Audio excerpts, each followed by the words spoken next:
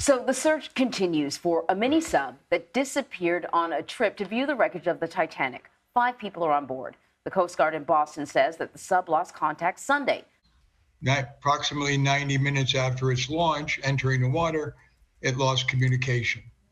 It's very possible that by that period of time, it was already on the bottom. Their focus is on locating the vessel.